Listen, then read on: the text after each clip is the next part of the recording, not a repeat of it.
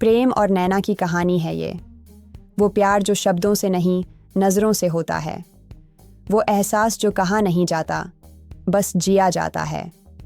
ये कहानी उस मोहब्बत की है जिसे मुकम्मल नहीं होना था, लेकिन जो अधूरी होकर भी पूरी थी।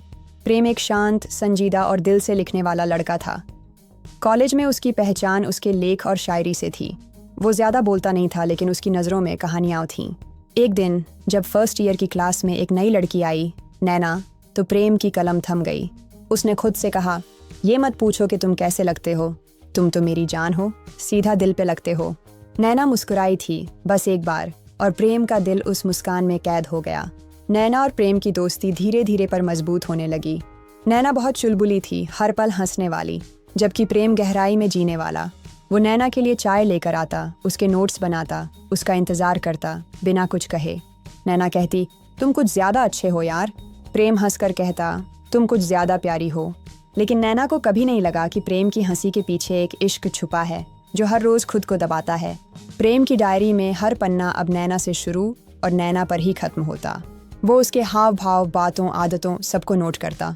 एक दिन नैना बीमार हो गई, हॉस्टल में अकेली थी। प्रेम सारी रात उसके लिए बैठा रहा। नैना ने सुबह कहा, कोई और होता तो चला जाता, तुम रुके क्यों? प्रेम ने सिर्फ एक बात कही, क्योंकि तुम दिल पर लगती हो, और दिल की बात को कैसे अनसुना कर दूं। नैना कुछ पल चुप रही, फिर बात बदल दी। लेकिन उस दिन के बाद प्रेम को लगा हुआ शायद अब वक्त आ गया है। कॉलेज का फेयरवेल था, सबने फॉर्मल कपड़े पहने थे, और आज प्रेम की शायरी को मंच मिला। वो स्टेज पर खड़ा हुआ और बोला, तू कैसे लगती है ये मैं क्या बताऊं, बस इतना जान तू रूह में समाई सी लगती है। और अगर तू पूछे कि क्यों चाहता हूँ तुझको, तो जवाब यही होगा, तू मेरी जान है, सीधा दिल पे लगती है। पूरे हॉल में सन्नाटा छा गया। प्रेम ने नैना की तरफ देखा, उसकी आंखों में नमी थी। फेयरवेल के बाद नैना ने उससे कहा, तुमने जो कहा वो बहुत खूबसूरत था, लेकिन प्रेम ने पूछा, मैं तुम्हें उस नज़र से कभी नहीं देख पाई प्रेम। तुम बहुत अच्छे हो, लेकिन मैं तुम्हारी नहीं हूँ। उस दिन के बाद प्रेम कुछ नहीं बोला, ना शिकायत की, ना सवाल किया। उसने खुद से कहा, अगर वो दिल पे लगती थी तो उसका नाम हर धड़कन में क्यों नहीं होता।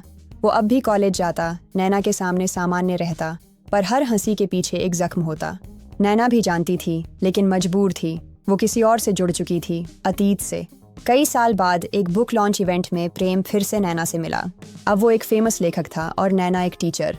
तुमने कितना कुछ पा लिया, नैना ने कहा, और तुम अब भी वैसी ही लगती हो, प्रेम ने जवाब दिया।